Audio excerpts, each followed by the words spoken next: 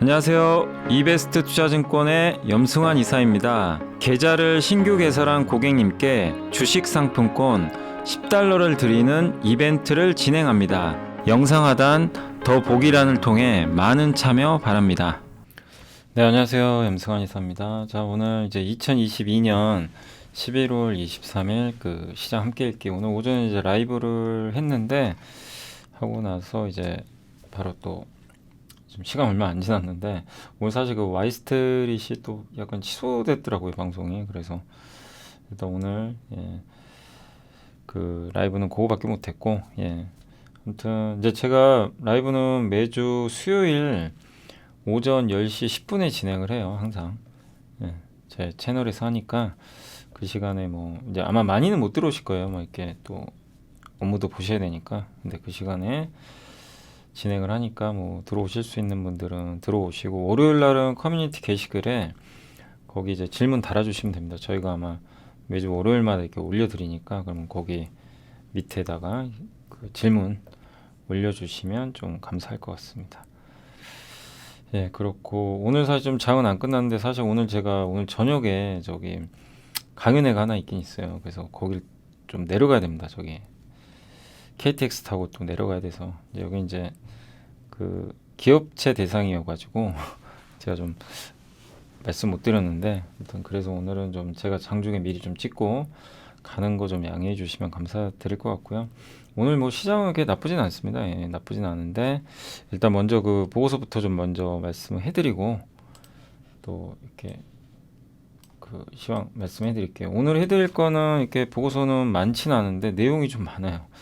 일단 반도체 요즘에 전망 정말 많은데 오늘은 이제 유진투자증권의 이승우 연구원님 이것도 좀 긴 보고서인데 한번 다 읽어봤고, 그 다음에 이제 현대차 북미 CEO의 만남 요번에 이제 많은 분들이 애널리스트 가가지고 썼는데 아무튼 최종적으로 좀 정리 한번 더 해드리고, 그 다음 내년 전망입니다. 이 양혜정 연구원님이, 사실 양혜정 연구원님은 예전에 저희 당사 계시다가 DS 투자증권으로 이제 이직을 하셨는데 아무튼 익숙한 것과 이별이다 이렇게 보시면 되겠고, 내년 전망이고요. 내용이 괜찮더라고요. 그리고 KB증권의 최용현 연구원님이 오늘 뭐 드라마 관련 좀 난리가 났죠. 그리고 LG화학 또 LG엔솔까지 한번 연결 지어서 어제 한 말씀드렸잖아요. 근데 연결 지어서 한번 말씀해드리고, 그 다음에 아모텍, 원티드랩 또 진짜 오랜만에 보고서 하나 나왔습니다. 그리고 디지털 대선까지 한번 방송을 먼저 좀 할게요. 그래서 이제 오늘 이제 반도체 전망부터 말씀을 해드리면, 이제 미국 소비는 아직 견조한데 이 테크 기업들은 일제히 지금 감원 또 투자 축소에 일단 이제 돌입을 하게 됐죠. 그래서 사실 이 테크 기업들이 이렇게 투자를 줄이니 뭐 반도체가 좋을 수는 없죠. 그리고 필수 소비재나 비싼 이제 럭셔리는 아직도 소비가 잘 돼요. 근데 IT 제품 같은 내구재 있죠. 이런 건 소비가 당연히 줄죠. 그리고 이제 세부별로 보면은 PC는 비중이 한 15% 정도 돼요. D램에서. 전체 메모리에서. 근데 이게 팬데믹 전에, 코로나 전에 2.5억대가 이제 항상 그 평균적이었대요. 근데 코로나 터지고 나서 3.48억대, 그러니까 1억대가 더 팔린 거예요. 사람들이 이제 집에서 재택근무 같은 거 하다 보니까 안 사던 분들까지 사버린 거죠. 그러니까 이제 이때 너무 오버슈팅을 하니까 지금 어떻게 됩니까? 줄죠. 그래서 내년엔 더 줍니다. 그래서 PC 쪽은 아직은 좀 기대하기 어렵고, 스마트폰은 사실은 그 전부터도 계속 안 좋았죠. 뭐 팬데믹하고 별 상관이 없어요. 계속 주는 추세인데 일단 3분기에 2.96억대 정도 출하할 걸로 전망을 하고 있는데, 이것도 12% 감소한 수치고 계속 좀 감소하는데 언제까지 좀 감소할지는 더 봐야 되겠고, 퀄컴과 미디어텍이 이제 스마트폰에 들어가는 반도체, 비메모리 반도체를 만드는 회사인데 이 회사들이 4분기에 15%더 줄 것 같다. 그 얘기는 뭐냐면 재고가 좀 많다는 얘기죠. 칩 재고가 더 줘. 원래 4분기가요 항상 늘어난다고 합니다. 근데 이게 준다는 건 지금 얼마나 재고 많다는 얘기예요. 그래서 내년 스마트폰 출하 증가는 전망을 하긴 해요. 왜냐면 이제 중국이 너무 부진하니까 이건 좀 살아나겠지. 그래도 전체적인 성장은 크게 나오기는 아직은 어려운 그런 구간이고, 데이터 센터는 여전히 좋긴 한데 이것도 역시 둔화된다. 역성장은 아니에요. 근데 그 이유는 이제 빅테크 기업들이 고용과 투자를 줄이니까. 그리고 옛날에는요, 이런 게 좀 있었죠. 그러니까 디램 가격이 떨어지면요, 사람들이 디램을 사서 다시 가격이 이제 재고가 줄어요. 이 구조가 있었는데 지금은 안 된대요. 왜냐면 옛날에는 이제 PC 비중이 높을 때는 이제 무료 업그레이드 같은 걸 해준대요. 그러니까 이제 PC가 이제 메모리 비중에서 PC가 차지하는 게 높을 때는 이렇게 막 재고가 늘어나면요, 이제 그 PC 업체들이 이 디램 그게 워낙 싸니까 이걸 이제 끼워 넣고 업그레이드를 해줍니다. 그럼 재고가 줄죠, 당연히. 그런 걸 많이 해서 또 판매도 잘 됐고. 지금은 PC보다는 스마트폰이나 서버인데 그걸 할 수가 없어요. 스마트폰이 디램 가격이 떨어졌다고 스마트폰을 분해해가지고 그거 업그레이드 해주고 거의 안 되죠. 서버도 마찬가지. 서버도 예산에 의해서 움직이니까 기업들의. 그래서 가격 탄력성이 떨어지고 있다고 합니다. 그러니까 가격이 떨어진다고 디램 재고가 준다. 많이 사서 이건 어렵다는 얘기죠.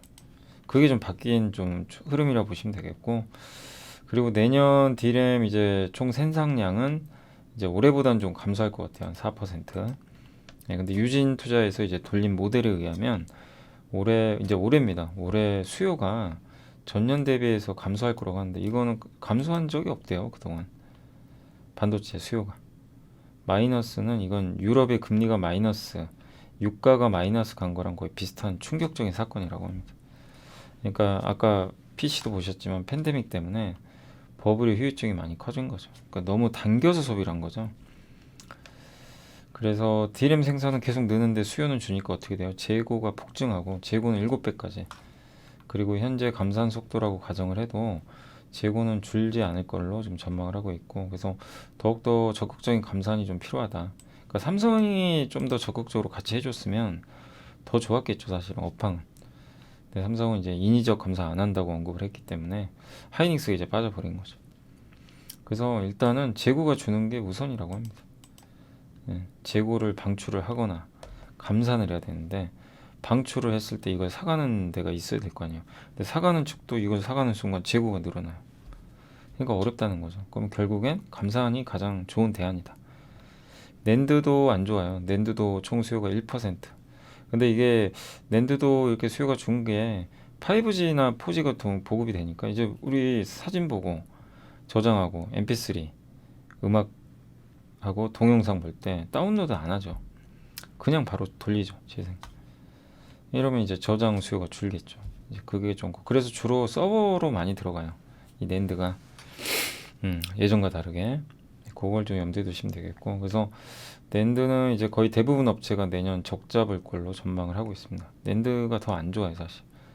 그래서 아마 지금 그 출하량 기준인가요? 아마 생산량 기준인가? 생산량 기준으로 1등이 저희 키옥시아랑 웨스턴 디지털 합산이에요. 그래서 거기도 지금 대규모 감산 들어가잖아요. 그래서 적극적 감산이 이루어질 것 같고 아마 많은 업체들이 적자를 볼 걸로, 삼성도 적자 볼 가능성이 있다고 합니다. 예, 낸드 쪽은. 예. 그래서 내년 이제 전체 메모리 시장은 감소한다. 그래서 가장 저조할 것 같다. 이런 내용이고, 그 다음에 메모리만 안 좋은 게 아니라 TSMC도 설비 줄이고 마이크론, 하이닉스 이러면 소부장 기업들 실적 안 좋아질 거고, 다만 이거 알고 있죠, 다. 우리가 모르는 것도 아니고. 그리고 실적 레벨보다는 사이클이 언제 바뀌느냐 이게 더 중요한데, 메모리 사이클과 비슷한 추세를 보이는 게 ISM 제조업 지수인데 거의 비슷해요. 근데 요즘엔 반도체가 더 빨리 꺾인다고 합니다. 그래서 올해 글로벌 매출은 반토막 났기 때문에 거의 바닥까지 왔다. 그러니까 뭐 업황 안 좋고 재고 늘어나고 이런 것 때문에 주가가 더 빠진다, 이거보다도 미리 그런 걸 선반영해서 좀 많이 하락을 해 있다라고 보시면 좋을 것 같아요.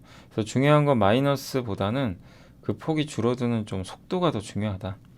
그러니까 마이너스 나는 건 어쩔 수 없는데 마이너스보다는 이제 언제 그러니까 마이너스 50 가다가 40, 30으로 가면 바뀌는 거죠. 이걸 좌지우지하는 건 재고다. 재고를 늘리는 제일 좋은 건 많이 누가 사주면 되는데 수요가 지금 잘 안 되잖아요. 내년 2분기에 중국이 제로 코로나 좀 풀어줘야 돼요. 그럼 분위기 바뀌겠죠. 근데 그 전까지는 감산밖에 없는 거죠. 근데 주가는 삼성전자만 해도 42% 빠졌어요. 그래서 반도체가 워낙 지금 단기간에 많이 빠져 있고 좋지 않지만 밸류 부담 해소됐고, 그래서 삼성전자를 좀 선호를 하고, 소부장 기업들도 안 좋겠지만 1년 전에는 생각도 못했던 가격까지 지금 다 떨어져 있어요. 그래서 소부장에서는 한미반도체 대표적으로 주주 친화적인 기업이죠. 자사주 소각도 많이 하고, 그리고 유진테크, 아마 유진테크는 하이닉스에 많이 납품하는 걸로 알고 맞나요? 아무튼 유진테크 쪽으로 이렇게 좀 소부장은, 요건 이제 이승우 센터장님 보고서니까 참고하시고, PC가 이게 작년에 2021년에 이렇게 증가했습니다. 이렇게 21년에 점프를 했어요. 너무 오버한 거죠. 요때가 언제인지 아세요? 2000년 Y2K. 그때 1990년대에서 2000년 넘어가니까 이제 PC 교체 수요 한 번 있었죠. 그 디램 가격이 17년부터 20년까지 67% 빠졌거든요. 여기서 지금 벌써 57%니까 더 빠질 수도 있어요. 근데 이제 많이 내려왔고, 월별 매출액이 장기추인데 이렇게 한 번씩 매출액이 급감하는 경우들이 있거든요. 근데 지금 50%까지 빠졌으니까, 빠졌다 지금 올라오는 것 같은데 거의 왔다는 얘기죠. 그리고 이제 디램과 낸드 매출 증가율인데 거의 바닥까지 왔죠. 추세적으로. 그리고 이제 메모리 분기 매출 전년 대비 성장률인데, 이렇게 보시면 성장률이 급격히 내려가다가 터닝할 때 있죠. 그게 중요하대요. 그러니까 지금도 이제 이게 언제 터닝할지, 뭐 내년 2분기냐 3분기냐 요거 가지고 이제 어쨌든 이제 예측들은 하는데, 그거 뭐 그때 또 가봐야 되겠죠. 그래서 많은 분들의 공통점은 안 좋은 건 아는데 재고도 많고, 다만 내년도를 본다면 지금 비중은 늘릴 때 아니냐, 그렇고 대부분은 다 삼성전자를 더 좋게 보죠. 왜냐, 그럴 수밖에 없는 게 하이닉스는 낸드가 좀 적자가 클 것 같고, 그 다음에 인텔 인수한 것도 좀 부담이고, 중국 그 공장 뭐 그래도, 그래서 하이닉스는 더 싸거든요. 그래서 하이닉스를 뭐 부정적으로 저는 볼 필요는 없다. 어차피 삼성전자 가면 또 같이 갈 가능성이 있기 때문에 하이닉스를 뭐 이제 와가지고 여기서 비중 줄이고 그럴 단계는 아닌 것 같아요. 그러니까 장기적으로 보면 하이닉스도 업황이 이제 내년에 좀 하반기에 살아나면 분명히 주가는 지금보다는 더 높은 위치에 있지 않을까 생각하고요. 하나증권의 송선재 연구원님이 현대차, 뭐 이것도 이제 어제도 많이들 보여드렸지만 결국 북미 CEO하고 면담을 했는데, 북미 점유율이 지금 5.7%까지 늘어났고요. 판매 단가도 많이 늘어났다고 합니다. 2.1만 달러대에서 우리나라 돈으로 따지면 이제 현대차 살려면 4천만 원 내야 돼요, 대당. 그 정도로 올라갔고, 내년 시장 수요도 나쁘지 않을 거라고 하고요. 대기 수요도 많다. 다만 공급이 제대로 되겠느냐, 이게 좀 관건이고, 인센티브는 올라가겠죠, 딜러들한테. 근데 그거는 아마 제한된 수준에서 통제가 될 걸로 좀 보고 있는 것 같습니다. 그 수익성도 최고치에서 좀 하락은 하겠지만 높은 레벨은 계속 유지될 것 같고요. 플립 판매는 이제 주로 이제 기업체나 뭐 B2B 있죠. 이제 이 소비자 대상으로 여러분한테 판매하는 게 아니라 기업체나 뭐 법인이나, 이런 쪽 해당되는 비중은 좀 굉장히 낮아졌다. 그래서 소매 대비 원래 수익성도 낮기 때문에 저런 부분은 오히려 긍정적으로 보고 있는 것 같고, 현대차, 전기차도 경쟁력이 현대 기아가 합쳐서 미국에서 전기차는 2등하고 있고요. 아이오닉 5가 경쟁력이 뛰어납니다. 그 주로 비교하는 게 폭스바겐의 ID4인데 이게 주행거리가 더 짧고요. 가격은 더 비싸요. 아이오닉은 주행거리가 더 길죠. 더 싸고. 보조금 축소돼도 큰 영향은 없다. 7,500달러를 전체를 다 받으려면 내년부터는 배터리가 이제 미국에서 생산이 되거나, 배터리 부품이 광물 같은 경우는 미국과 FTA 체결한 국가에서 생산된 것들을 탑재를 해야만 온전히 7,500을 다 받을 수가 있어요. 근데 그런 걸 만족할 수 있는 업체는 거의 없어요, 지금.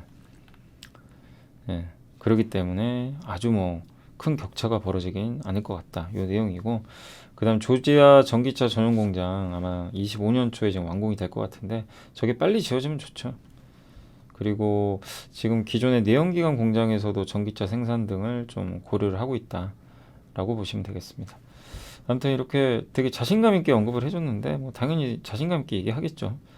그래서 뭐 저거를 100% 저렇게 된다, 이렇게 그 생각하실 필요는 없고, 우리가 좀 걸릴 건 거르고 하는데, 분명한 건 이거예요. 브랜드력, 예전과 다르게 현대 기아의 브랜드력이 미국에서 옛날에 그냥 저가차, 뭐 흔히 뭐 싸구려차 막 이런 평가도 많이 받았잖아요. 우리 한국 사람으로서는 기분이 나쁘지만, 옛날에 한 10몇 년 전만 해도. 근데 지금은 아니죠. 제품력이 엄청나게 좋아졌고, 거기다 제너시스 브랜드도 이제 하나의 독립 브랜드로 커지고 있습니다. 예, 그러니까 그런 부분들은 현대차가 그만큼 노력을 했다는 얘기고, 또 지금 현대차 보시면 이게 전 세계에서 현대차하고 테슬라만큼 이렇게 열심히 신사업하는 회사가 어디 있어요? 폭스바겐도 전기차 사업 다시 재검토한대잖아요. 그거 만드는 거 지금 잘 안 되니까 비용이 많이 들어가니까. 근데 그 와중에 현대차는 좀 잘하고 있습니다. 일본도 지금 못하잖아요. 네, 이런 것들에 대한 긍정적인 부분 분명히 있거든요. 다만 내년에 인센티브 올라가고 재고 증가하고 사람들 차 안 살 것 같고 금융 비용 올라가고 막 이러니까 이제 에이, 방향이 이거 꺾였잖아. 그래서 안 하는 거죠. 그래서 가격도 되게 싸졌고, 항상 여러분들 그런 거 안 느끼세요? 2차 전지도 이럴 때가 있었습니다. 사람들이 불안해할 때. 2차 전지 언제죠? 막 배터리 내재화한다. 뭐 중국이 LFP 한다. 전고체 배터리 나온다. 그럴 때마다 막 눌렸죠. 조선주도 그럴 때가 있었고, 자동차는 이번에 그랬고, 반도체도 좋을 때도 있지만 안 좋을 땐 끝도 없이 안 좋을 것 같고. 근데 어떻게 돼요? 구조적으로 성장을 하는 산업이라면, 그러니까 자동차도 구조적으로 성장하잖아요. 이쪽 전기차나. 그런데 속해 있는 경쟁력 있는 기업인데 어떤 이제 내년에 대한 전망, 앞으로의 전망이 안 좋아지면서 야, 이거 실적 꺾일 것 같다. 그러면 주가 빠지거든요. 싸게 거래되고. 그럴 때 오히려 투자기로 활용하신 분들이 나중에 돈을 다 벌었죠. 대부분. 좋을 때 사신 분들보다. 남들이 다 좋다고 해서 올라갈 때보다. 그런 경험을 많이 해봤잖아요. 그리고 이제 항상 그때 사둘 걸. 이 후회를 많이 하죠.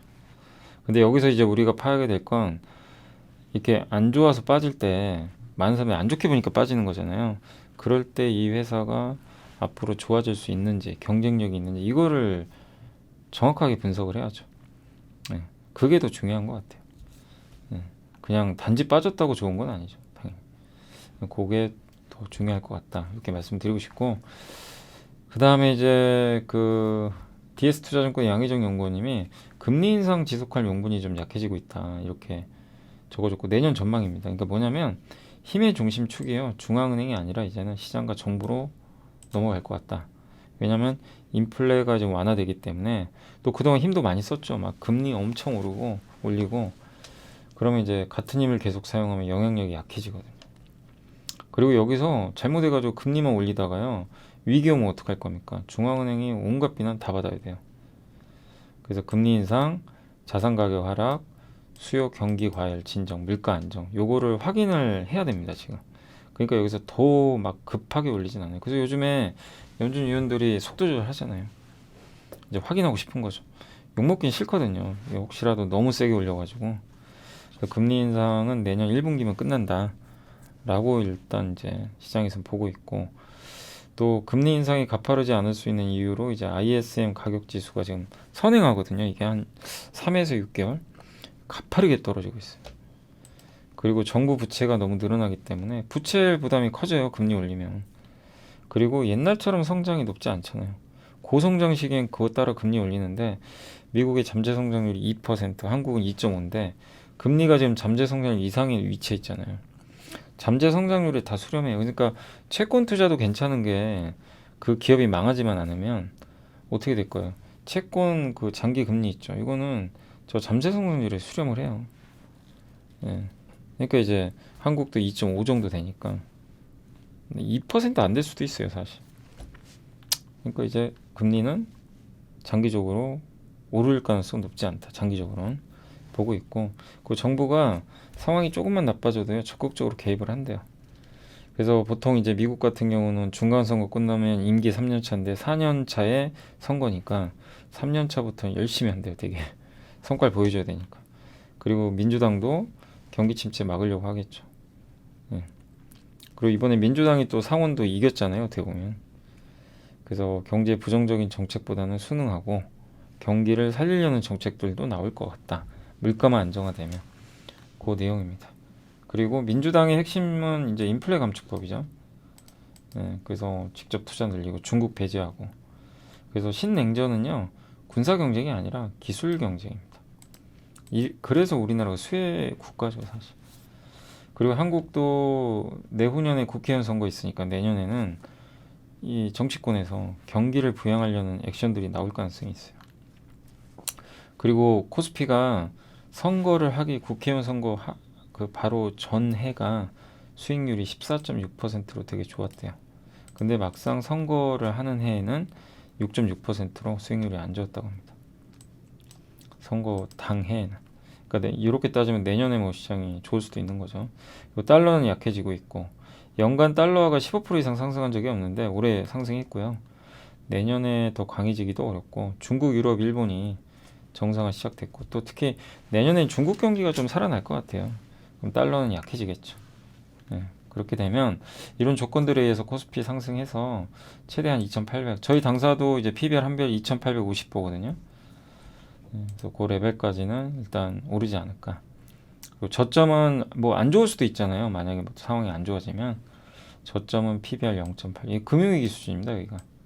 그럼 2,200 정도를 바닥으로 보고 있습니다. 예. 아무튼 정치가 영향력이 커지고 정부가 투자를 이런 의견들이 되게 많죠. 그리고 빅테크 기업들이 그동안 정말 좋았죠. 코로나 때 엄청난 성장을 했죠. 예. 근데 이제 긴축이 강해지면서 비용 청구가 들어오는 거죠. 그리고 1970년대 스태그플레이션 때 그때 물가 오르는데 경기가 안 좋을 때 정말 고통스러웠죠. 그때 오일 쇼크 때. 아마 좀 연세 있으신 분들 아마 그때 기억을 하실 거예요. 근데 당시에 미국이 1등이 됐는데 일본이 세계 1등이 됐어요. 전자기업들이. 원가 절감해가지고. 그러니까 위기가 오고요. 뭔가 소비 패턴이나 이런 게 바뀔 땐 1등이 바뀌어버린대요. 그걸 잘 맞추는 기업들이. 지금도 비슷하다. 인플레 고금 뒤 못 견디고 원가 절감 못하는 기업들은 도태되고 2차 전지가 요즘에 그러잖아요. 그래서 수직 계열화. 그래서 요새 LG화학이 잘 가는 거, 또 포스코홀딩스, 포스코 케미칼, 고려아연 이런 기업들이 왜 올라갑니까? 수직 계열화를 해주는 업체들이죠. 비용 절감을. 그러니까 이제 그런 업체들은 좋은데 이런 걸 극복을 못하는 기업들은 도태되는 거죠. 이제 그런 시대라고 보시면 좀 좋을 것 같습니다.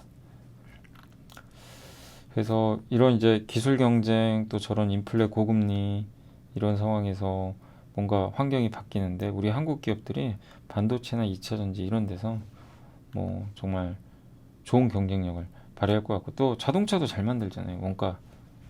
예, 그래서 한국의 주식시장이 내년에 좋지 않을까 저도 그렇게 보고 있고 그리고 이제 한 가지 더 볼 게 고용에서 어느 업종이 고용을 많이 창출하느냐 이게 중요하대요. 그쪽이 주도 산업이 된대요. 근데 아직까지는 그런 게 좀 잘 안 보이고 금융위기 끝나고 금융 쪽에서 실리콘밸리로 넘어갔거든요. 많은 사람들이. 그래서 미국의 빅테크가 엄청나게 좋았죠. 지금 아직은 그런 게 안 보이는데 일단은 고용이 안정적인 게 에너지 산업. 그래서 워런 버핏이 대단한 거죠. 저쪽 산업에 벌써 투자해놨잖아요. 운송 발전 이런 쪽의 산업은 좀 안정적이다.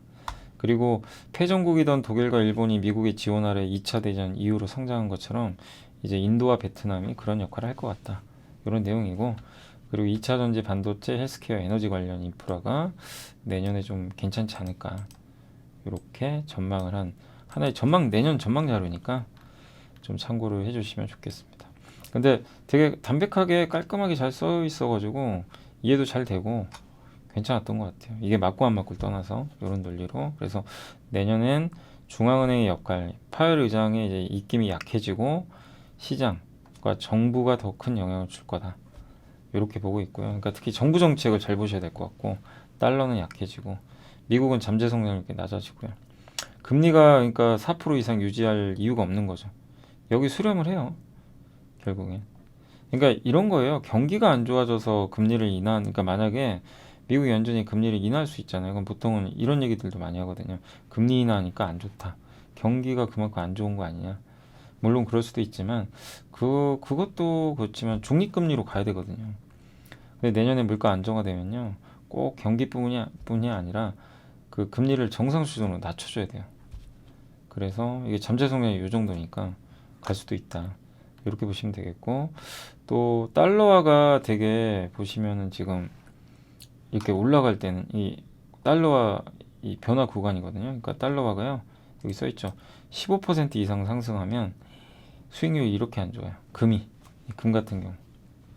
예. 근데 이제 달러가 약할 때는 좋고 주식시장도 비슷합니다. 우리나라 같은 경우. 달러가 약할 때가 좋았고 달러가 너무 오르면 수익률이 안 좋았어요. 그리고 국회의원 선거 때 이 코스피 수익률이 이랍니다. 평균적으로 2011년도에는 그때는 미국의 신용위기가 있어서 선거랑 무관했고요. 국회의원 선거가 열리기 전 해에는 수익률이 이렇게 안 좋았는데, 다만 이거는 2020년에 또 30% 올랐으니까, 그러니까 어떤 큰 이벤트가 없다는 가정하에서는 여기 맞을 수 있는데, 이 선거를 압도하는 뭔가 이벤트, 2020년은 코로나잖아요. 그럴 때는 좀 예외다라고 보시면 되겠습니다. 그 연도별 성장률인데 아무튼 중국은 성장을 할 것 같고요. 미국은 좀 성장률이 둔화되고, 유럽은 24년에 굉장히 크게 성장할 것 같습니다.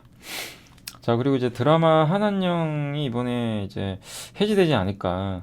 근데 이게 옛날에는 그냥 뉴스만 나오고 뭐 판권 사가고 이러고 끝났어요. 뭐 정부에서 얘기를 안 했는데 22일 날 대통령실에서 직접 이걸 언급을 했습니다. 6년 만에 한국 영화 상영된다. 예. 그래서 문화 교류 요구 중요성 강조했는데 시진핑 주석이 이걸 화답을 한 것 같아요.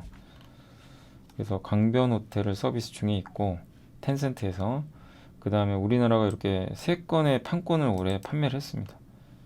예. 그래서 정부가 언급을 했다는 거, 시진핑도 언급을 했다는 거, 이런 부분이 일단 이번엔 좀 해제 가능성 높지 않냐 이렇게 보고 있고, 이렇게 되면 드라마 제작사는 되게 좋은 게 옛날에 만들어 놓은 거 있잖아요. 비용도 없어요. 그냥 로열티 받고 그냥 주면 돼요. 그럼 실적이 그냥 그대로 뛰어오르는 거죠. 그래서 아무튼 지금 중국 비중이 낮아졌는데 중국은 플러스 알파죠. 중국이 안 된다고 해서 뭐 실망할 필요는 없어요. 그거 어차피 뭐 많은 분들이 기대를 안 했기 때문에. 근데 기대 안 했는데 갑자기 중국이 붙어버리면 큰 성장이 가능하겠죠. 아무튼 중국 시장이 개방된다면 수익성이 대폭적으로 개선될 수 있다는 거 염두에 두시면 좋겠습니다. 그래서 여기서는 이제 콘텐츠를 중화하고 스튜디오 드래곤은 수혜 기업으로 예상을 해줬습니다. 다만 이제 오늘인 거예요. 오늘 뭐 그런 게 좀 반영이 돼가지고 여기 보시면 오늘 이렇게 스튜디오 드래곤 급등한 거 정말 처음 보시죠. 이렇게 올랐고 쇼박스는 상한가 같고요. 이게 좀 풀렸네요. 아까 거의 상한가까지 갔더라고요. 그래서 대표적인 이런 기업들 있죠. 근데 확실히 이 중국 수출이라서 그런지 스튜디오 드래곤이 제일 세긴 셉니다. 그리고 에이스토리도 약간 업체마다 다르긴 한데, 아무튼 요 기업들이 오늘 좀 많이 올라갔다고 보시면 되겠고, LG화학은 어제도 좀 잠깐 말미에 좀 언급 드렸지만 일단 윤재성 연구원님은 85만 원 유지를 했고요. 이제 앞으로가 중요하대요. 이제 양극재 투자하는 건 이제 다 알죠. 예, 그만큼 미국에 투자하는 건 좋은데 이제 이익률이 유지될지가 중요한데 전구체를 자급을 해야 되거든요. 그러니까 지금은 이 전구체 같은 걸 중국의 화유 코발트 같은 데서 자급을 하니까 이 전구체를 가지고 양극재를 만드는 거예요. 그래서 이제 그런 것들을 지금 수직 계열화 하다 보니까 이익률이 되게 좋아요. LG화학이. 근데 이 상태로 그냥 그대로 미국 쪽에 투자해서 가면 자금률이요. LG화학이 지금 57%인데 21%로 급격히 떨어진다고 합니다. 그래서 이 뭐 양극재 내재화율은 이제 목표에 도달을 할 텐데 원료 있죠. 전구체하고 광물 있죠. 이거를 내재화에 대한 투자가 필연적으로 따라야 됩니다. 근데 광물을 LG가 직접 할 수는 없고, 그래서 아마 고려안이나 포스코 쪽으로 같이 할 것 같고요. 그다음에 전구체 사업도 어디랑 파트너 할지 모르지만 이제 우리나라에도 뭐 전구체 하는 기업들이 있죠. 예, 그런 기업들하고 합작을 할지는 좀 지켜봐야 되겠습니다. 예, 우리나라에서 아마 대표적으로 하는 회사가 에코프로였나요? 에코프로도 있을 거고, 그 덕산 테코피아, 예, 요 회사가 아마 준비하고 있는 걸로 그때 증설을 했던 걸로 아는데 한번 좀 찾아보세요. 그래서 전구체 쪽도 이제 국내 업체와 아마 조인트 벤처를 할지 그건 모릅니다. 아직은요. 예, 왜냐면 이제 LG화학은 중국하고 하고 있으니까. 리켈 리튬은 이제 포스코 쪽으로 하겠죠. 예. 그래서 이제 우리가 확인해야 될 거는 4분기에 양극재 이익이 바닥 찍었는지, 4분기가 좀 약간 꺾인다고 했거든요. 그래서 이걸 좀 확인해 봐야 되고, 그 다음 아까 말씀드린 전구체나 광물의 이런 그 자원 확보를 위해서 협력사를 잘 확보를 하는지 요거고, 그 다음에 이게 돈이 많이 들어요. 연간 4조 원. 지금 현재 1조 원밖에 없어요, 현금이. 그럼 뭔가 유상좌 해야 되죠. 만약 이 상태면 돈을 빌리든가 유증해야 되거든요. 근데 지금 LG화학은 엄청난 자산을 하나 갖고 있죠. LG엔솔. 이게 얼마입니까? 지분 가치가 80% 갖고 있죠. 140조입니다. 네, 8430. 110조, 그러니까 110조 갖고 있어요. LG화학이 들고 있는 LG엔솔 지분 가치가 110조입니다. 어마어마한 거죠. 근데 이 중에 일부를 팔 수도 있다. 1%만 팔아도요. 1.4조고요. 4조가 필요하죠. 한 2%만 팔아도 4조가 나오죠. 2, 3%. 그래서 지금 블록딜 얘기가 계속 나와요. 이건 LG엔솔한테 안 좋은 뉴스입니다. 그리고 LG엔솔은 아시겠지만 주가가 엄청나게 올랐고 그 상황에서 이제 11월 말에 MSCI에 이제 추가로 아마 지분이 더 들어갈 거예요. 근데 그 수급 이벤트가 그럼 끝나죠. 외국인이 더 이상 살 요인이 없어요. 이벤트가 끝나니까. 그래서 저런 걸 생각하시면 LG엔솔은 조금 당분간은 조금 보수적으로 보는 게 맞겠죠. 그러니까 주가가 바닥이면 상관없는데 워낙 많이 올랐어요. 그래서 LG화학의 좀 블록들 이슈도 자꾸 나오니까 LG엔솔은 당분간은 좀 주가가 움직임이 좀 떨어질 수 그러니까 좀 제한되는 움직임을 예상을 하시면 좋겠습니다. 안녕하세요. 이베스트 투자증권의 염승환 이사입니다. 계좌를 신규 개설한 고객님께 주식 상품권 10달러를 드리는 이벤트를 진행합니다. 영상 하단 더 보기란을 통해 많은 참여 바랍니다. 그리고 아모텍은 IBK의 그 김은호 연구원님이 목표 주가 35,000원 유지를 해줬고요. 제가 읽어봤거든요. 아모텍은 원래는 그 IT 부품하고 자동차 부품 만드는 회사인데 MLCC 사업을 해서 드디어 이제 이 MLCC가 이제 조금씩 돈을 벌기 시작하고 있어요. 이제 매출이 나오는 거죠. 근데 다만 그 속도가 좀 느리다고 합니다. 기대했던 것만큼 막 속도가 지금 나오진 않는다고 합니다. 그 이유 중에 하나가 이제 중국 공장을 철수하면서 비용이 좀 들어갔고, 근데 그거 제외하면 좀 흑자는 났다 보시고, 그리고 앞으로의 핵심은 아모텍을 보실 때 MLCC가 정말 중요합니다. 자동차에도 거의 들어가요. 그리고 중국 전기차 쪽 비중이 큰 걸로 좀 추정을 하고 있고, 그래서 4분기는 3분기보다 2배 정도 매출은 MLC 쪽은 늘어날 걸로 보고 있고요.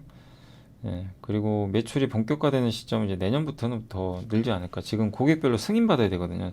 자동차 쪽에 특히 들어가는 거 승인 받아야죠. 그래서 MLCC 매출액은 올해 130억이지만 25년에 3천억까지 엄청나게 늘 걸로. 와, 이렇게 늘면 기업 가치가 엄청 커지겠죠. 그걸 좀 지켜봐야 될 것 같고, 그래서 3분기부터 흑자 전환, 그다음에 4분기에 영업이익도 흑자 전환할 것 같고, 전장 자동차 부품 매출액 증가하고 MLCC도 본격적으로 좋아지지 않을까, 이렇게 보고 있고요. 여기 PBR 차트를 한번 갖고 와봤어요. 지금 주가가 싼 건지. 그랬더니 지금 PBR 1.1배 정도에서 거래되는 것 같아요. 지금 현재. 올해 연말 기준 주당 BPS 주당 순자산이 19,300원. 여기다가 PBR 곱하면 적정 주가 나오죠. 근데 지금 보면요, 여기 밴드 하단이죠. 최하단이 0.8배입니다. 여기 밑에 빨간색 선. 저 위에 이제 녹색 선이 1.2배예요. PBR 0, 그러니까 19,300원에다가 PBR 0.8배면 이거 곱해보세요. 15,500원이. 그러니까 만약에요, 아모텍이 정말 안 좋아진다, 뭔가 또 문제가 생긴다, 안 그래야 되겠지만 그러면 최바닥은 15,500원이고 그 다음에 저기 중간에서 좀 밑에 1.2배가 23,000원입니다. 그래서 지난 2년간 적 잡아가지고 되게 안 좋았거든요. 내년에 흑자 전환할 것 같고, 그러니까 최소한 내년에는요 19,300원 밑으로 갈 이유는 별로 없어요. 왜냐면 내년에 이익을 예상만큼만 내주면. 지금 PBR 1.2. 그래서 지금은 비싼 건 아니에요. 그렇다고 뭐 엄청 싼 것도 아닙니다. 그래서 일단 지금은 저 아모텍을 조금 더 확인은, 제가 봤을 때 읽어보고 나서 느낌은 좀 더 확인해야 된다.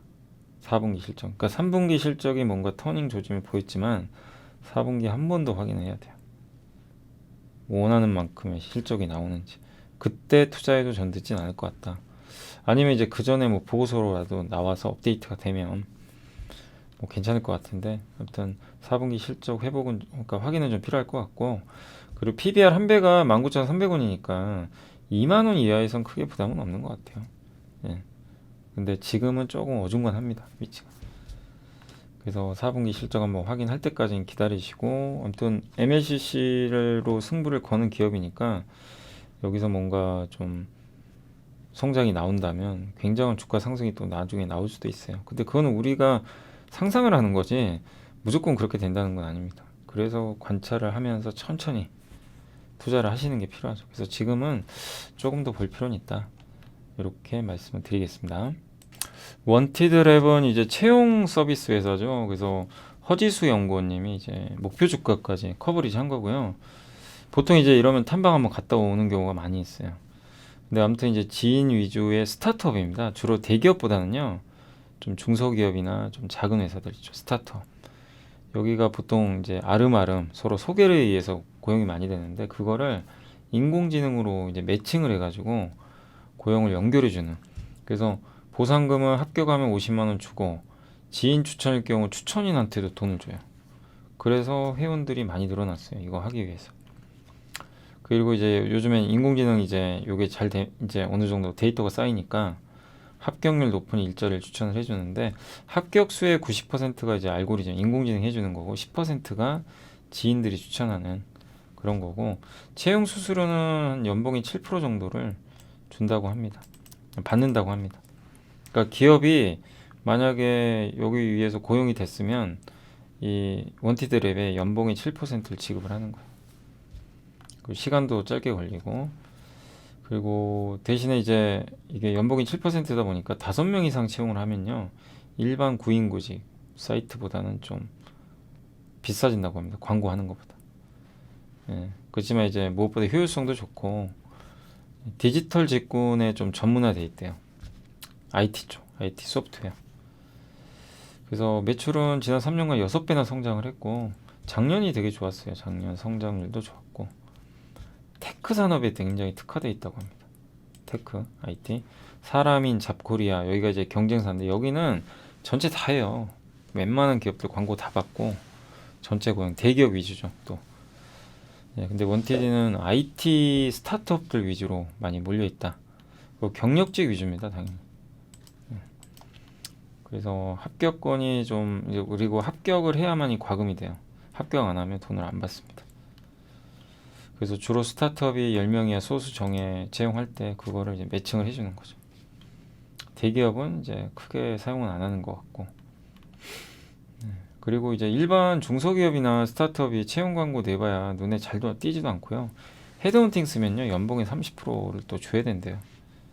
부담이 크죠. 그래서 이런 시장을 좀 이제 중간에서 이제 가져가는 상황인 것 같고 네이버 카카오가 고용을 그동안 많이 했는데 근데 왜 이렇게 주가 좀 빠졌냐면 이렇게 고연봉의 직원들 채용이 많이 됐는데 문제는 이제 투자가 줄고 고용을 줄이잖아요. 그래서 좀 어려우신 거죠. 미국에서도 맨날 뭐 트위터에 해고한다 막 이러니까 고용이 주는 거죠. 예. 아무튼 프리랜서 그리고 프리랜서 중개 플랫폼도 하고 있습니다. 프리랜서도. 예. 이렇게 일자리 매칭해 주는 거죠. 그러니까 프리랜서 분들은 좀 일자리를 내가 적시에 좀 구하기가 쉽진 않잖아요. 이렇게 계약 같은 걸 따내야 되는데 그럴 때 이제 이런 걸 좀 매칭을 해주는 거죠. 예. 그래서 등록된 프리랜서만 39만 명이고요. 근데 아직은 시장 규모가 좀 작다고 합니다. 아직은. 그리고 실적 키팩터는 신규 채용이 많아야 돼요. 그러니까 이게 당연히 기업당 공고수가 주니 뭐 좋을 수는 없죠, 당연히. 그리고 기업 수는 계속해서 늘어나면서 탑라인 성장은 유지될 것 같다. 이런 내용이고 그리고 10명 뽑던 기업이 5명 뽑을 수는 있는데 그 채용을 못했던 소규모 스타트업들은 어쨌든 한두 명씩은 할 수 있고요. 그리고 벤처 시장이 커져야 돼요. 근데 정부도 벤처에 대해서는 관심이 많은 걸로 알고 있고 그래서 스타트업 벤처 이쪽으로 돈들이 다시 들어가면 채용이 늘고 원티드랩도 좋아질 수 있다. 그러니까 원티드랩은 지금은 되게 안 좋아요. 왜냐면 IT 스타트업 다 안 좋거든요. 예, 인력도 막 줄이려고 하니까. 근데 어쨌든 벤처 투자로 돈들은 들어올 겁니다. 또 금리가 또 많이 완화되고 이러면 내년 한 하반기부터는. 그러니까 업황은 언제든지 바뀔 수 있으니까 지금 실망할 필요는 없고요. 다만 지금의 주변 환경이 안 좋아요. 원티드랩에. 그래서 좀 빠졌고 내년에 한 28% 성장하고 내후년에 한 58% 매출 1,000억 원 넘지 않을까 이렇게 보고 있고 주요 시장입니다. 채용 매칭해 주는 거. 프리랜서, 커리어 이런 것도 해외 쪽도 있네요. 해외는 근데 이제 거기는 다른 기업들이 또 하는 게 있겠죠. 예. 그래서 검색해주고 아마 이런 서비스들을 준비하는 것 같은데 지켜봐야 되겠습니다. 그리고 사람인가 원티드 랩인데 지원자 수는 사람인이 훨씬 많죠. 근데 이제 매출액 지원 한 사람당 매출액은 훨씬 크고요. 채용 플랫폼 국내 3위입니다. 사람인 그러니까 잡코리아가 1등, 사람인이 2등, 인크루 그 원티드 랩이 3등 정도 하고 있고요. 이게 이제 경쟁사들 평가인데 PER은 한 14배 정도 되니까 뭐 고평가는 아니죠. 네, 근데 사람인이 확실히 싸요. 사람인은 그 전체 다수를 이제 상대하는데 성장성은 좀 떨어지다 보니까 포가 났습니다. 근데 외국 기업들에 비해서는 확실히 한국 기업들이 외국 기업 보시면 집 리크루티어는 32배입니다. 엄청 비싸죠. 또 다시 생태계가 좀 안정화되면 좋아지지 않을까. 그래서 약간 좀 시간 문제 아닐까 라고 말씀드리고 싶고, 그 다음 디지털 대성은 흥국증권의 최종경 연구원님이 목표주가 11,500원 유지했고, 디지털 대성도 되게 매력 있는 기업이죠. 예, 이제 메가스터디 교육에 너무 눌려 있지만 어쨌든 고등 부분에서도 좀 잘하고 있고요. 실적도 이번에 되게 좋았어요. 3분기 저도 봤는데 실적 잘 나왔고, 이게 더 대단한 게 작년 3분기 실적이 또 되게 좋았거든요. 작년 3분기에 매출 36%, 영업이익이 51% 성장했는데 올해 또 성장한 거예요. 예, 그러니까 기저가 높은데도 좀 잘하고 있는 거고, 그만큼 이제 경쟁력을 갖췄다. 또 고등 환우리, 대성 기술강원 이런 쪽이 또 코로나가 끝나가면서 실적이 좋아지고 있고, 젤리페이지라는 독서 콘텐츠가 하나 있고요. 베트남 국제학교라는 신사업을 하는데 저게 성공하면 이제 PER이 올라가죠. 밸류가. 그리고 대성 마이맥 이제 공개가 좀 됐고, 어메이징 19 패스 이게 공개가 됐습니다. 저 국민 이게 패스는 뭐냐면 그 저거 결제를 딱 하잖아요. 그러면은 이제 거기 속해 있는 수많은 강좌들이 있죠. 그러니까 옛날에 단과반 기억나죠? 단과반. 저도 기억이 어렴풋이 나는데 아무튼 단과반은 뭐죠? 학원 가서 단과학원 끊으면 그 수학이면 수학, 영어면 영어만 이제 공부를 하는 거예요. 배우는 거죠. 근데 이제 요거는 종합반이죠. 종합반. 하나 끊으면 다 들어요. 뭐 영어, 수학, 뭐 과학 할 것 없이 다 한 번에. 대신 가격이 더 싸겠죠. 그래서 수험생이 인정하는 최강의 가격 경쟁력을 보유한 회사라고 하고요. 자기 주식도 100만 주 주식 소각 공시가 있었고 조만간 아마 소각할 것 같고, 또 배당 수익률도 괜찮아요. 3에서 4%. 그래서 베트남 국제학교도 있고 해서 좀 매력 있다 그런 내용인 것 같습니다. 밸류도 되게 낮아졌죠. PBR 거의 한 배까지 왔어요. 그러니까 이런 거죠. 내가 만약에 투자를 한다면 여긴 보세요. 확 올라갔죠. 이때 이제 비싸지는 거죠. PBR 기준. 근데 확실히 9로 다시 요 수렴을 합니다. 옛날 평균으로 돌아갔어요. 돈은 잘 버는데 아무튼 디지털 대성은 이제 그런 면에서 재미는 없는 기업이지만 안정적이고 실적 좋고 주가도 저평가다라고 봐주시면 좋을 것 같습니다. 자, 일단 이제 이 상태로 그 보고서는 다 말씀을 드렸습니다. 자, 이제 아직은 좀 제가 2시 좀 넘은 시간인데 이제 좀 이따가 나가봐야 돼가지고 일단 먼저 좀 마감 시황 전달해드리면, 오늘은 사실 지수 코스피 좀 약하고요. 힘이 좀 없고, 그러니까 이걸 뭐 넘길 수 있는 힘이 있는 건 아니에요. 아직까지는. 좀 시간이 걸린다라고 생각해 주시고, 저걸 넘어가려면 지금 2차 전지는 한번 이제 올라왔기 때문에 2차 전지가 저걸 넘겨주긴 어렵고, 그럼 뭐가 가야 될까요? 코스피가 가려면 반도체가 가야 돼요. 삼성전자, 하이닉스. 그 외에 경기 민감주 아니면 자동차, 인터넷 뭐 이런 쪽이 가야 되는데 지금 서로 뭐 따로 국밥처럼 노니까 저거를 현실적으로 넘기기가 지금 당장은 쉽진 않아요. 근데 그렇다고 크게는 안 빠지는 게 하방도 되게 단단하니까. 예, 그래서 시장은 좀 제한돼 있고, 다만 코스닥은 개별 기업들이 워낙 많잖아요. 근데 오늘은 컨텐츠가 그냥 위로 쏴버리는 거죠. 그래서 오늘 코스닥은 상대적으로 이렇게 코스피가 되게 부진해도 강하다라고 생각해 주시면 좀 좋을 것 같고, 그다음 오늘 이제 기관 투자들은 많이 주식을 팔고 있습니다. 특히 뭐 전기전자 큰 기업들 중심으로 팔고 있고, 화학 쪽은 좀 많이 사고 있는데 화학 중 아마 이게 LG화학 사는 것 같고요. 반면에 외국인은 그래도 오늘 철강하고 제약바이오 빼고는 아마 SK 바이오사이언스도 아까 제가 오전에 그 라이브 할 때도 바이오사이언스 좀 물어보시더라고요. 근데 참 어렵죠. 이게 코로나19가 이제 끝나가니까 그동안 이제 사실 카카오 네이버도 그래서 빠진 거거든요. 어떻게 보면 언택트가 끝나니까. 바이오사이언스도 뭐 지금 와가지고 이거를 뭐 이제 줄인다 이게 의미는 없어요. 근데 이제 오르기가 좀 버거운 거죠. 백신 이쪽에 대한 모멘텀이 없다 보니까. 그러니까 참 어려운 것 같아요. 그러니까 아무리 빠져도 내년 기대하면서 갈 수 있는 기업도 있는데 뭐 버티면 되는데 이제 이런 코로나19 수혜 기업들은 참 이게 언제쯤 좋아질지 그게 참 어렵죠. 특히 이제 제약바이오 중에서 이런 진단 키트나 백신은 더더욱 좀 어렵기 때문에 이제 이 기업들의 과제는 이제 코로나가 아니라 다른 데서 뭔가를 좀 매출을 내줘야죠. 확실하게 모멘텀. 그게 좀 필요할 것 같아요. 그래서 작년에 사실 바이오사이언스 얼마나 좋았습니까? 그죠? 그 델타 변이 터졌을 때. 예. 네, 그 후로는 좀 이게 안 좋아져 버렸고. 근데 어쨌든 오늘은 이제 그쪽에 대해서 외국인의 기관과 외국인 매도가 동반해서 나오는 것 같습니다. 오늘 그리고 어쨌든 이제 그 외국인들은 어쨌든 주식을 조금 사고 있죠. 오늘은 800억 정도 매수하고 코스닥은 정말 많이 삽니다. 900억. 그래서 오늘 코스닥의 월등히 좋은 분위기고 그리고 오늘 웹툰주는 한마디로 이제 빈살만 수혜주예요. 빈살만. 카카오엔터 8천억 투자 얘기 나오니까 빈살만이 우리나라에서 지금 NC소프트 저번에 말씀드렸지만 NC소프트 2대 주주고 그 국부펀드 동원해서 사우디 국부펀드가 사실 빈살만 거죠 뭐 사실. 그리고 넥슨 주주고 그 다음에 이제 이번에 카카오엔터 투자한다 이거 뭐 보도가 나왔더라고요. 카카오엔터는 어디죠? 그 웹툰 기업 하나 있죠. 카카오 페이지. 그래서 지금 주가가 이 웹툰주들이 다 급등을 하고 있습니다. 해운주는 이제 오늘 그 산업은행이 지분 매각할 수도 있다 이런 내용이 좀 일부 나왔죠. 지분 매각하면은 HMM 입장에선 나쁜 게 아니라 그걸 시장에다 블록들로 파는 게 아니라 M&A죠. 그러니까 원매자를 찾아서 경영할 수 있는 주체에 이제 넘기는 거예요. 근데 누가 인수할지는 잘 모르겠습니다. 그래서 어쨌든 이제 8% 올랐고 그 다음에 오늘 이제 드라마의 날이죠. 키스트, 쇼박스, 뭐 스튜디오 드래곤부터 해가지고 난리가 아닙니다.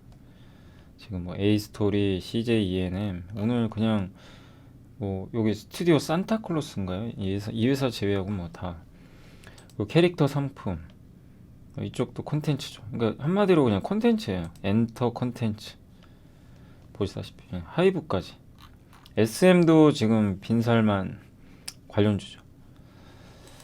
영화주 똑같고 그래서 오늘은 이쪽에 정말 오랜만에 불을 좀 뿜고 있다 보시고 그래서 게임주도 동반해서 좀 강하지 않나 그죠? 게임주도 대부분 강하죠.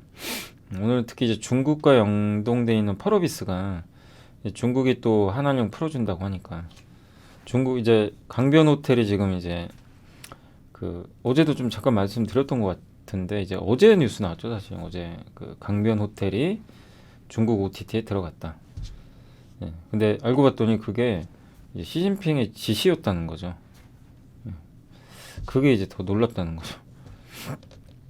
그리고 우리 한국 정부에서도 이제 이런 거에 대해서 언급을 해줬죠. 정부 차원에서 공식 승인을 한 거예요. 그동안은 이제 계속 루머만 돌다가 그러니까 이제 사람들이 열광하는 거죠. 야 이제 진짜 되나 보다. 그리고 오늘 2차전지 장비회사들도 막 급등을 하는 게 아까 일론 머스크가요. 한국에 그 윤석열 대통령하고 화상 면담을 했대요. 근데 뭔 얘기를 했냐면 립서비스일 수도 있어요. 그러니까 요청을 한 것 같아요. 한국에 투자 좀 하라. 그랬더니 이제 한국은 항상 최우선적으로 고려하고 있다. 이렇게 이제 답변을 했는데 뭐 여러 의미가 있어요. 하겠다는 건지 안 하겠다는 건지 알 수는 없어요. 예의상 한 걸 수도 있고. 근데 어쨌든 이제 반응하죠 주가들은 장비회사들이. 그래서 일론 뭐 테슬라가 한국에 공장을 짓는다고 이런 기대감이 좀 있었다라고 보시면 되겠고. 그래서 오늘 뭐 전기차 섹터 강하죠. 이쪽이 그래서 좀 급등하고 있고 명신산업이 대표적으로 테슬라 관련이죠. 메타버스 오늘 좋고 2차 전지가 그래서 오늘 뭐 큰 기업들은 좀 못 갑니다. LG엔솔은 오늘 좀 부진하지만 이렇게 좀 작은 기업들, 장비 회사들은 굉장히 좀 뜨겁게 움직임이 나오는 것 같습니다. 로봇주도 오늘 좀 많이 가고요. 타이어 기업들도 오늘 좋네요. 아, 효성 첨단 소재 그죠? 오늘 좋고. 저번에 이제 증설 발표가 한번 있었죠. 여행주도 오늘 괜찮은 것 같습니다. 철강, 광고, 스포츠 행사. 한마디로 그러니까 소프트웨어의 날이네요. 오늘은 소프트웨어 관련주들의 급등세. 그리고 반도체도 괜찮아요. 오늘 그 소재 회사 오닉 머티리얼즈, 솔브레인 소재주들이 좋네요, 되게. 단 이제 이 와중에도 오늘 빠지는 거는 바이오, SK 바이오사이언스가 워낙 빠지다 보니까 코로나19 수혜주들이 좀 빠지고 있고요. 동반해서 그래서 바이오 제일 안 좋고 건설기계도 많이 올라서 대청산주 너무 올랐죠, 사실. 원전도 최근에 올라서 오늘 좀 빠지고 주류 업체들 이제 뭐 아무튼 이 월드컵 때문에 매출 늘 기대로 올랐는데 오늘 좀 빠지고 있고 전체적으로 요 몇 개의 업종 빼고는 다 지금 뭐 분위기 좋다, 뭐 오르고 있다 이렇게 보시면 될 것 같고 시총 상위 기업들이 이제 한번 점검하고 마무리하도록 하겠습니다. 오늘 삼성전자가 좀 버티는데 오늘 이런 뉴스도 있었어요. 네덜란드가 EUV 장비를 중국에 수출할 수도 있다라는 뉴스가 떴더라고요. 근데 그거 수출하겠다고 언급한 건 아니고 기사를 읽어보니까 미국 정부에 끌려다니지 않겠다라고 네덜란드에서 언급을 했대요. 무슨 얘기냐면 야 너네가 중국에 EUV 장비 수출 못하겠는데 우리 맘대로 하겠다 이거예요. 그러니까 방해하지 말란 얘기죠. 근데 그게 이렇게 해석될 수도 있죠. 그러면 이제 수출한다는 얘기인가? 아니면 미국과 협상한다는 얘기인가? 미국과 협상할 수도 있어요. 야, 우리가 수출 못하는 대신 너네가 보전해줘. 뭐 그럴 수도 있죠. 그러니까 이제 미국이 어떻게 나오는지가 중요하고, 그러니까 무조건 뭐 그게 된다. 근데 만약에 EUV 장비가 중국에 들어가면 단기적으로 만약에 그렇게 결정이 되잖아요. 그럼 하이닉스한테 호재입니다. 하이닉스는 중국 우시 공장에 EUV 장비 반입이 안 돼요 지금. 그러면 중국 공장의 활용도가 높아지죠. 그럴 수는 있어요. 근데 아직은 아무것도 결정된 건 아니라서 계속 우리가 뉴스는 체크해 볼 필요는 있고요. 그리고 오늘 LG화학이 70만 원이 항상 좀 부담은 되는 것 같아요. 그렇지만 어쨌든 오늘 괜찮고 삼성 SDI가 GM과 뭐 합작해서 만든다는 얘기가 있고 또 카카오그룹. 근데 오늘은 이제 삼성물산이 좀 그동안 약간 좋았는데 네옴시티 관련주들이 좀 밀리다 보니까 약간 밀리고 있고 그리고 오늘 좀 빠지는 기업은 그 현대중공업이 한 2% 가까이. 그리고 요새 SK도 좀 안 좋은 게요. 그 자본 조달 이슈가 좀 있으니까 이게 투자를 워낙 많이 하니까 이 고금리에 저런 투자를 어떻게 할 거냐. 이제 이런 우려가 좀 일부 있나 봐요. 근데 이제 거기에 대해서도 SK도 고심하겠죠. 하이닉스도 있고. 그래서 워낙 투자를 많이 하잖아요. 지금 막 특히 미국에도 하니까 그런 거에 대한 그 SK 이노베이션도 최근에 그 자본 조달이 잘 안 되니까 이런 것들에 대한 불확실성 해소 시켜줘야 되겠죠. 근데 이제 이건 이제 SK 수뇌부가 좀 잘 결론을 내줘야 될 것 같아요. 어떤 식으로 하겠다는 거. 그러니까 시장이 우려하는 거는 저 막대한 공장 짓고 이러려면 돈 필요할 텐데 어떻게 자금 조달을 할 거냐. 이 답을 좀 내놔야 되는 그런 국면인 것 같습니다. 그래서 요새 좀 천천히 좀 빠지는 이유는 그것 때문이라고 보시면 되겠고요. 기업에 문제가 있어서 빠지는 건 아니에요. 그리고 NC도 지금 45만 원. 그다음에 KT 대한항공 오늘 그리고 바이오사이언스 좀 안 좋았고 롯데케미칼은 이제 유상자 좀 반영됐습니다. 더 이상 자본 조달 이슈만 없으면 주가는 좀 복원될 것 같고 석유화학도 이제 더 나쁠 거는 없거든요. 그래서 점진적인 회복 좀 기대하는데 다만 이제 자본 조달 이슈가 완전히 끝난 건 아니에요. 왜냐하면 추가 자금이 필요는 하거든요. 그걸 조금 더 지켜보시되 다만 어느 정도 좀 저점은 나오지 않았나 생각을 하고요. 그리고 SK 바이오팜, 뭐 하이브 오늘 좋았고 메리츠 화재는 이제 좀 많이 올랐어요. 적정 가치는 좀 넘어갔어요, 사실. 그 증권사 이렇게 목표 주가들 보면 메리츠 금융지주 같은 경우도 한 38,000원 정도 보더라고요. 38,000원, 4만 원. 이거 오늘 찍고 왔죠. 근데 어쨌든 이제 이렇게 급등락했던 거 이제 공매도 세력들이 주식을 갚아야 되거든요. 일침을 놓은 거죠. 그래서 저런 기업들이 많았으면 좋겠어요. 이렇게 좀 주주 가치를 올릴 수 있는 기업들. 특히 카카오가 저렇게 하면 얼마나 좋겠습니까, 그죠? 카카오가 욕 먹는 건 여러 가지 있는데 제일 욕 많이 먹는 건 너무 상장해서 그래요, 자회사를. 저렇게 좀 해주면 좋겠죠. 꼭 좀 그랬으면 좋겠습니다. 200만 주주분들이 지금 카카오 때문에 얼마나 고생하고 계십니까? 꼭 그랬으면 좋겠고, 그 다음에 SKI 테크놀로지, 한국타이어도 오늘 좋았고요. SKC도 오늘 다시 한번 강세. 다만 메리츠 그룹도 방산주는 좀 빠지는 것 같습니다.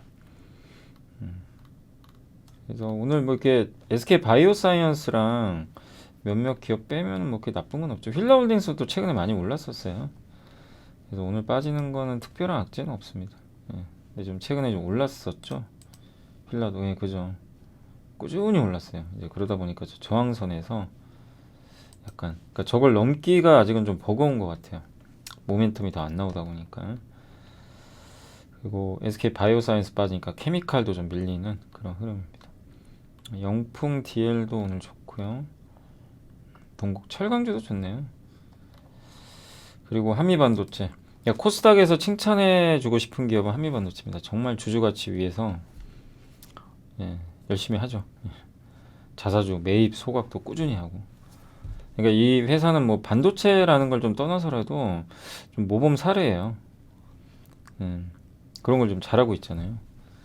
주주들한테 환원을. 이런 기업들이 많아지면 좋겠죠. 근데 너무 저런 기업이 적어서 좀 아쉬운 거죠.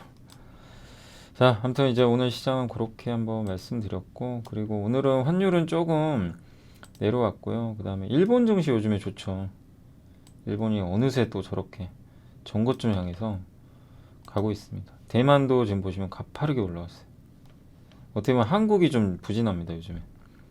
한국 증시가 이게 삼성이 좀 막히다 보니까. 그렇고요. 자, 그리고 이제 마지막으로 그 오늘 나온 공시고요. 그 DENT라고 요게 이제 그 얼티움셀 LG 에너지 솔루션 이제 하고 GM하고 같이 만든 데죠. 요게 2차 전지 제조 장비 공급 계약을 맺었고 70% 비중입니다. 전체 매출에. 굉장히 큰 규모죠. 그래서 장비 회사들 중에서는 우리 요거는 한번 공부 많이 해봤죠. 그때 하나증권에서 보고서 장비 회사 딱 나온 게 있어가지고 이제 거기서 봤을 때 가장 괜찮았죠. 그래서 장비 회사들 중에서 요즘에 퍼포먼스는 되게 좋은 것 같아요. 다만 이제 이것도 똑같아요. 주가 좀 많이 올랐어요. 그래서 지금은 이런 아무리 좋은 공시가 있어도 좀 뭐 보유는 괜찮은데 신규 투자는 좀 참는 게 낫지 않나. 다만 이제 이런 걸 보면서 지금 잘하고 있는 거죠. 수주를 하고 있는 거니까. 그래서 장비 회사는 결국 수주를 많이 해야 되니까 이런 좀 수주들은 좀 긍정적이다라고 생각해 주시면 좀 좋을 것 같습니다. 그래서 오늘 이제 제가 해드릴 거는 거의 다 해드렸고요. 그 다음에 요것만 좀 말씀을 드릴게요. 요게 미래에셋에서 오늘 그 혹시 아니 우리 한국의 개인 투자자분들 중에 이거 투자하신 분들이 꽤 많으시더라고요. 저는 이쪽은 저도 잘 모르는 분야인데 PTF라고 혹시 아세요? 이게 ETF인데 미국 ETF인데 이 외국인이 미국 ETF 중에 원자재 ETF가 있어요. 일부 몇 개 있어요. 딱 정해져 있습니다. 그거를 앞으로 매도하면요 세금을 내야 돼요. 뭐 손실과 수익 상관이 없어요. 10%를 그냥 원천징수 떼간됩니다. 그냥 날벼락 맞는 거죠. 이거 잘못하면. 그래서 이게 퍼블리시 트레이디드 파트너십이란 거라고 하는데, 그래서 제가 요거는 그냥 차라리 그냥 보여드리는 게 나을 것 같아서 미래에셋에서 나온 자료입니다. 자료인데, 그래서 여기 그 미국 거주자가 아닌 사람이 PTF 종목을 매도할 때 이렇게 금액의 10%를 원천 징수하는 규정이에요. 그래서 이거를 피하시려면요 12월 27일까지는 일단 파셔야 돼요. 한 달 남았죠. 날짜 기억하셔가지고 꼭 파시고 그게 좋습니다. 왜냐면 그 다음 저거 넘겨서 이제 만약에 매매를 하시면 세금 내셔야 돼요. 그러니까 한마디로 거래세가 10%라고 보시면 돼요. 우리나라 지금 거래세가 0.23%죠 한국은. 근데 저거는 이제 10%가 거래세로 부과돼요. 뭐 진짜 난리가 아니죠. 그래서 일단 그 대상 상품을 매도를 하는 게 좋고, 그리고 나는 그래도 원자재가 좋다 하시면 교체하라는 얘기예요. 한국 ETF도 따로 있어요. 저 교체할 수 있는. 그다음에 홍콩, 일본으로 우회하는 경우도 있다고 합니다. 네, 한국은 매매 차익의 금융소득 종합과세 대상입니다. 그러니까 세금이 있으니까 그거 염두에 두시고, 기타국은 홍콩, 일본은 양도소득세가 또 들어가요. 그러니까 그런 부분은 좀 염두에 두셔야죠. 근데 뭐 이거보단 나은 게, 이거는 손해를 봐도요 10%를 내야 돼요 그냥. 근데 이제 양도소득세는 이익을 내야만 세금을 내는 거니까 좀 다르죠. 그래서 요 음영 친거 있죠. 요게 대상이라고 하더라고요. 주황색 음영. 요게, 그래서 코드 번호 좀 기억하셔가지고, 내가 뭐 ETF를 했는데 예를 들면 내가 뭐 이거 갖고 있다. UYX 요겁니다. 요게 코드명이거든요. US는 미국이란 얘기고. 그러니까 이제 우리 한국 미국 순매수 상위 금액이에요. 우리 한국 투자분들이 싹 속스, 그죠? 이게 반도체 3배짜리고, 요건 아니고 요거, 요게 이제 3배짜리인데 9위예요 총. 우리나라 전체 외국 한국 사람이 산 거 중에 9등이 미국 ETF 중에. 그다음에 UVIX, KOLD, DBC 요 4개 있죠. 요 4개에 대해서는 일단은 좀 다음 달까지는 매도를 하시는 게 좋다라는 내용입니다. 그래서 그거 참고하시고. 근데 또 리스트는 변동이 언제든지 가능하대요 또. 그래서 여기서 또 원자재 관련된, 원자재만 해당돼요 거의. 원자재 관련된 ETF가 다른 게 또 해당될 수도 있기 때문에, 되도록 원자재 미국 쪽에 이런 ETF로 투자하신 분들은 조금 줄이시는 게 낫지 않나 이렇게 생각을 합니다. 그래서 이제 바꿀 수 있는 뭐 대체제도 이렇게 적어놨는데, 저도 이것까지 잘은 모르겠더라고요. 그래서 만약에 DBC를 갖고 계신다. DBC가 좀 많이 갖고 있잖아요. 많은 분들이 갖고 있고, 그 다음에 아마 요게 전체 단 것 같아요. 이 PTC 여기 있는 게 정말 많죠. 근데 요거를 이제 대체하고 싶으신 분들은 이렇게 일본까지 나와 있습니다. 그래서 뭐 혹시 관심 있는 분들 이거 캡처하셔가지고 요 위에서부터 GLL까지 써 있고요. 보이시죠? 글자는. 그래서 제가 좀 더 옆으로 갈게요. 그래서 거기까지 보시고, 요거는 이제 미국 산업 대체할 수 있는 거고, 미국으로 바꿔서 다른 걸로 투자할 수 있는 거예요. 그러니까 여기 있는 거 있죠, 요거 PTP, 이 왼쪽에 있는 거, 요거는 뭐냐면 세금을 내셔야 돼요. 거래세 앞으로 10% 내야 됩니다. 그래서 오른쪽으로 교체하면 된다는 얘기예요. 그래서 500029, 요거 이제 우리나라 겁니다. 한국 걸로 대체하실 분들 하시고. 그래서 GLL까지 한번 보시고, 한 번 더 내려드릴게요. GLL